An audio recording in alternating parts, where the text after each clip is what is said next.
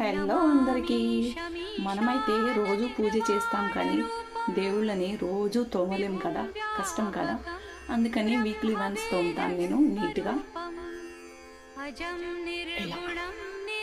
ఈ శంఖ అయితే వర్షం పడి వాకిట్లో పడ్డది. ఎక్కడి నుంచి పడ్డదనే తెలియదు నాకు.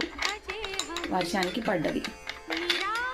తెల్లగా ఉండే పడ్డప్పుడు పూజ దగ్గర పెట్టి ఇలా అయింది. చాలా బాగుంది కదా. ఇది కూడా ఒక దగ్గర దొరికింది. దొరికిన 3 డేస్కి ఇది దొరికింది. అదేందో నాకు అర్థం కాదు, కానీ ఉంచేశాను నేను దేవుడి దగ్గర. సాక్షాత్తు శివుడు పార్వతి అని చెప్పి నేను ఉంచేశాను. సాయిబాబా వెండిది.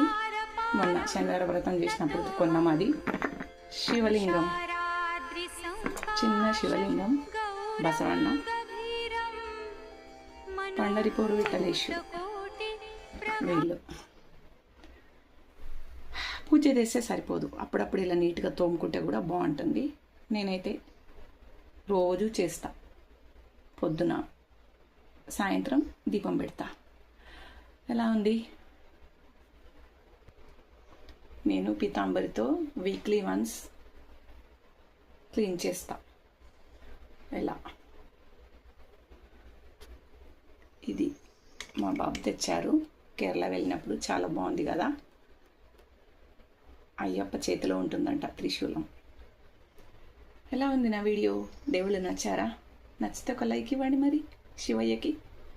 ఇప్పుడు పూజ చేయాలి, నేను చేస్తాను. ఇలా పెట్టేస్తా. ఇవి మా ఫ్రెండ్ తెచ్చిచ్చింది నాకు.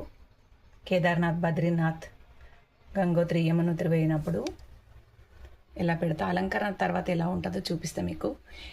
ఇవైతే నేను పాతాళగంగ వెళ్ళినప్పుడు నాకు నచ్చాయి, చాలా తెచ్చుకున్నాను నేను. చూపిస్తా పూర్తిగా పూజ అయ్యాక. ఇలా గంధం కుంకుమతో అలంకరించేస్తాను ప్రతిరోజు. ఈ కలశం అయితే ఫ్రైడేనే మారుస్తాను. ఇప్పుడు పువ్వులు ఫుల్ పెట్టాక మీకు అసలు దేవుళ్ళే కనిపించరు. చూడండి, అలంకరించాక చూపిస్తా.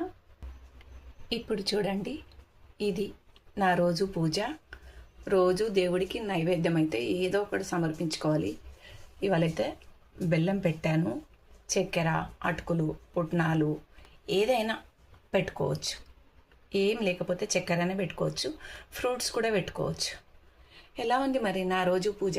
నచ్చిందా? నచ్చితే నా పూజకు ఒక లైక్ ఇచ్చుకోరా. Thank you so much.